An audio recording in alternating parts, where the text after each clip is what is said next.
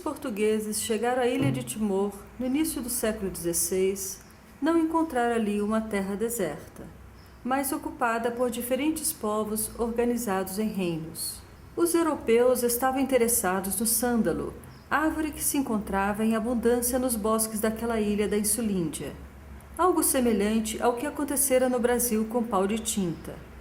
Esse fato chegou a ser registrado em versos de Os Lusíadas, onde Camões assim se refere ao sândalo perfumado.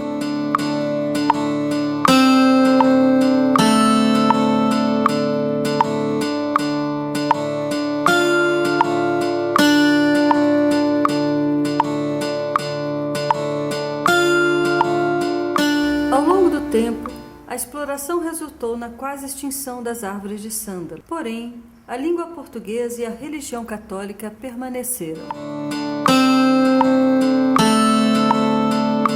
Depois de uma longa e dolorosa resistência pela independência, não contra Portugal, mas contra a ocupação indonésia, a República Democrática de Timor-Leste foi reconhecida internacionalmente como o primeiro país a fazer parte das Nações Unidas no século XXI. Em 2008, a República Democrática de Timor-Leste abriu a sua embaixada em Brasília, e o Sr. Domingos de Souza foi designado para o cargo de primeiro embaixador de Timor-Leste no Brasil.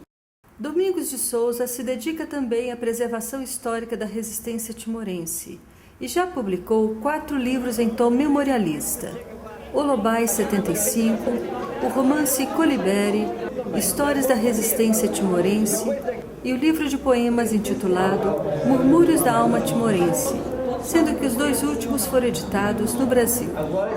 Bem, eu sou timorense, como vocês sabem, e natural do distrito de Manatuto, e estudei na escola primária no Colégio dos Padres em Soibada, que você deve saber, e depois, mais tarde, ingressei no Seminário Maior, Seminário Menor de Portugal, e depois segui até Portugal, fiz a filosofia em Portugal. Estive um pouco também na Universidade Católica de Braga, estudei um pouco humanidades na Universidade de Braga. Comecei a trabalhar em 1974, e era professor na escola técnica de Dili, a escola que eles chamavam por escola Professor Silva Cunha. Depois dava também aulas um pouco estas no Externato de São José, pertencente à Diocese de Dili. Aí comecei a minha carreira, a minha profissão como professor. Ainda estava naquela ebulição dos partidos políticos. Foi precisamente nesta altura quando eu regressei de Portugal para Timor. Eu estudei em Portugal 6 anos. Estive 6 anos, estive em Évora, depois fui para Braga. Bem, a literatura sempre foi uma coisa que eu gostei muito, porque no seminário onde estava a estudar, deu-se muita importância sobre a literatura. E então tive muito contato com os autores portugueses.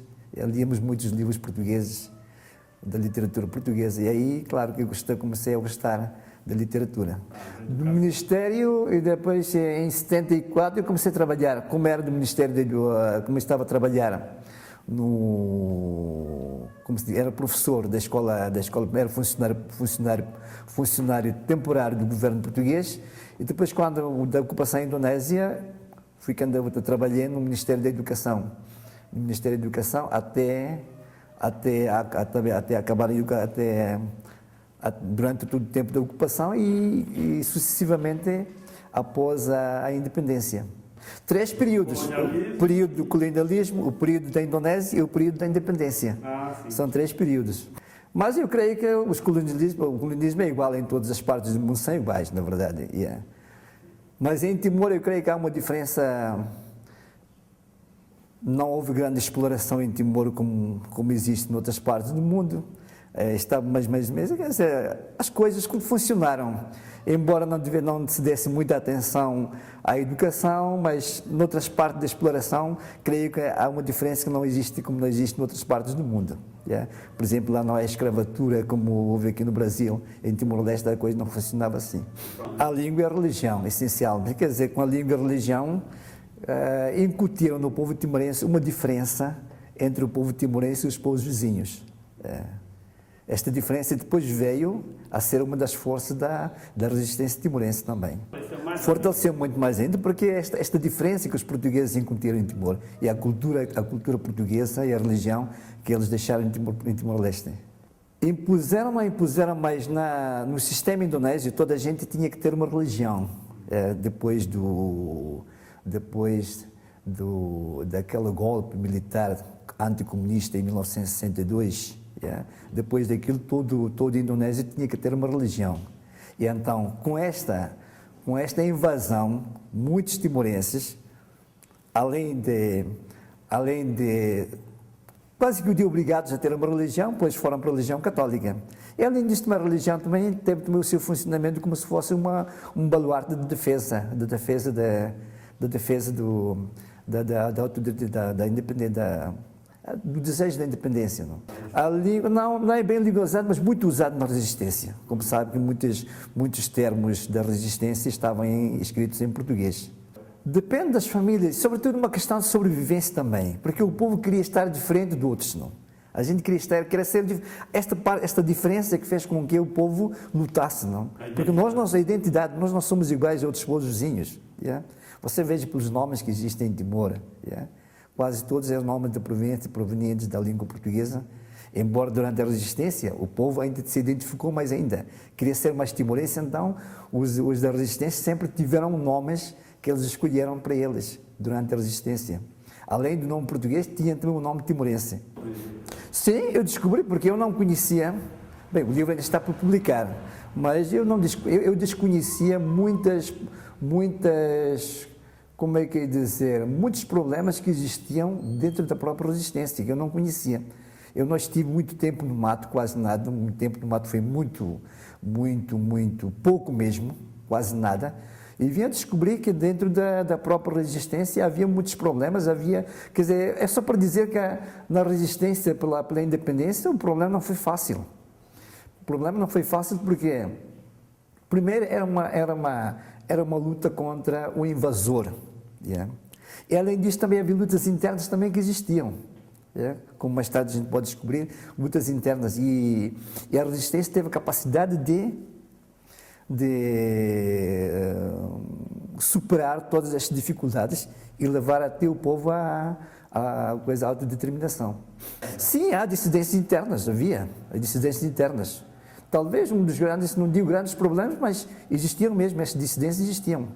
Que passa que muita gente não consegue ver isto. Yeah. Muitos dos que viviam na cidade, creio que são poucos os que têm esta noção da realidade que existia na resistência.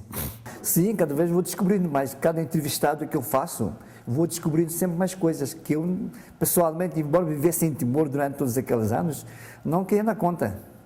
Yeah. Isto foi uma das grandes descobertas que eu tive. Bem, eu acho que eu chamo isto de uma metamorfose política, não? Primeiro vieram os partidos políticos e o povo não estava preparado para a democracia. A democracia caiu de repente e o povo não estava preparado. E então os partidos políticos, na altura, em vez de virem unificar a população, não distribuíram, dividiram a população. E mesmo assim também em Timor nós tínhamos aquelas lutas, eu diria um pouco lutas que já existiam, porque isto não, o 75 é apenas uma afluência de vários problemas que existiam já anteriormente. Yeah? Por exemplo, tínhamos o caso de 1912, a guerra de Dom Boaventura, que já dividiu o povo. Não sei se lembram, Dom Boaventura que fez um dos grandes movimentos contra o português, talvez das maiores revoltas que houve em Timor. E depois veio o 59 de Viqueque, a revolta de Viqueque, e depois veio o 75 mesmo. Claro, tudo isto estava... E então o 75 apareceu e muitas dessas influências, desses fatores influenciaram muito no problema de 1975. Yeah?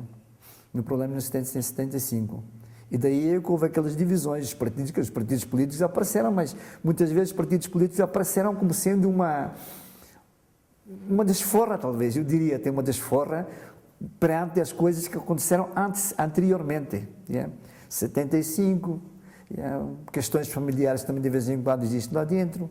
Mas felizmente, por isso que estava a fazer uma metamorfose política, porque apesar de tudo isto, o povo foi caindo na conta da realidade de que a unidade era muito importante. A unidade nacional era muito importante e foi caindo na conta.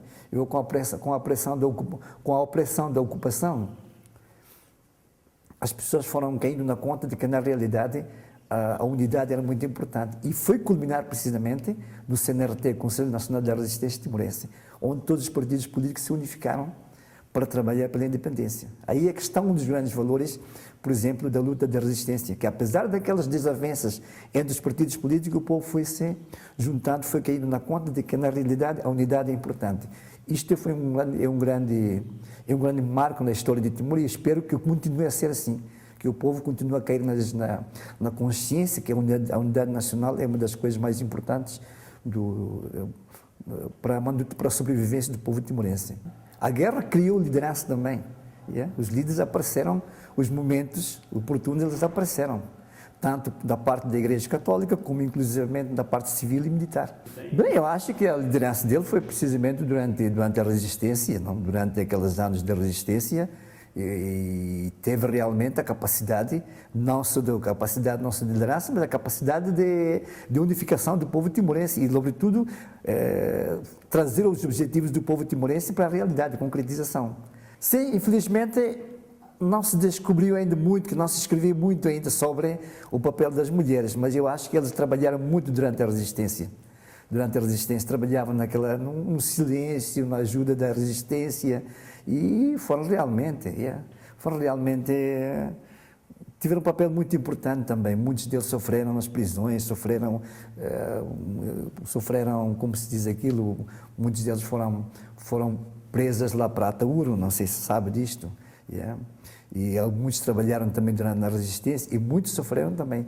Só que até agora o papel deles, há poucos que escrevem ainda sobre o papel das mulheres. É uma coisa por explorar ainda. Olubai 75. Os princípios daqueles conflitos que começaram a aparecer em 75. E depois, além disso, também sobre a minha estadia na prisão durante 3 meses. Não? Você já viu aquilo 3 meses, não? E então aproveitava o tempo para escrever aquilo que acontecia diariamente. E escrevia um pouco às escondidas e escrevia. É ficção, mas a história é verdadeira. Aconteceu precisamente com os refugiados que levaram para Ataúro. O caso é verdadeiro, mas e depois, à base daquilo, procurei fazer uma ficção histórica. Não? Sim, o herói timorense. O herói timorense, mas é como todas as pessoas. Porque na realidade foi herói timorense porque ele foi castigado com a mãe para a ilha de Ataúro por terem apoiado a resistência. Porque aquelas pessoas que foram deportadas para a ilha de Ataúro, sabe perfeitamente, a Indonésia deportou várias famílias, vários timorenses para Ataúro porque tinham familiares na resistência ou então estavam a ajudar a resistência. E então foram deportadas.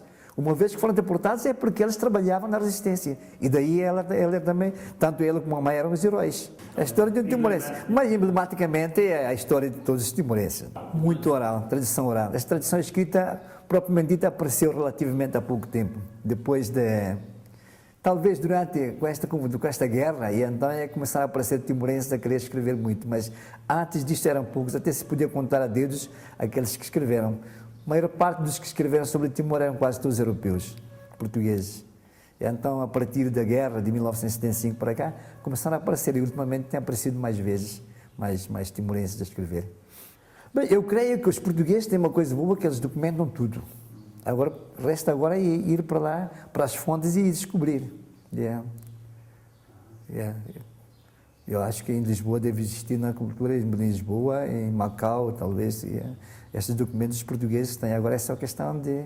Ultimamente, com este Arquivo Nacional que abriram em Timor, você pode encontrar muitos documentos aí.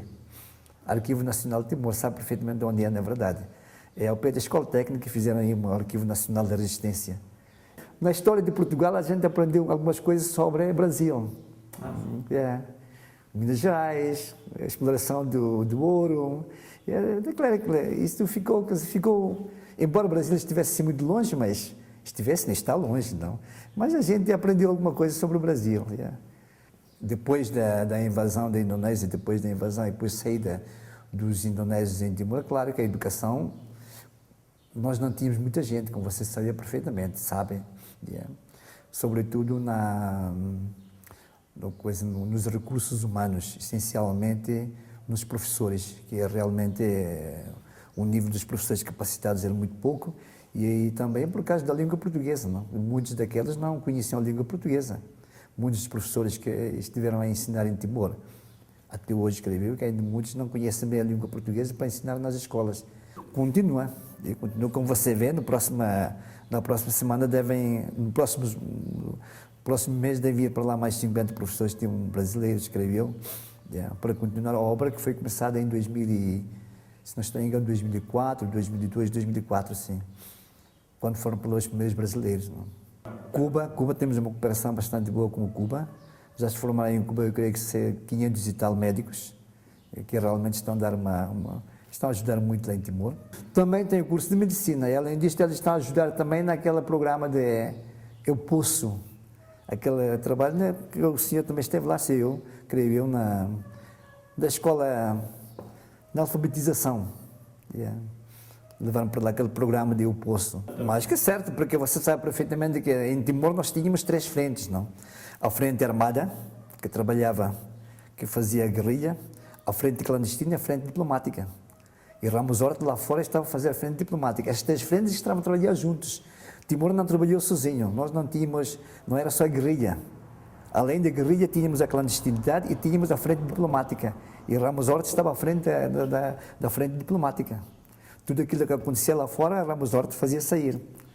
Bem, em 75, muitos timorenses saíram, não? Com a coisa naquela luta interna entre a Fretilin e o DT, alguns timorenses saíram.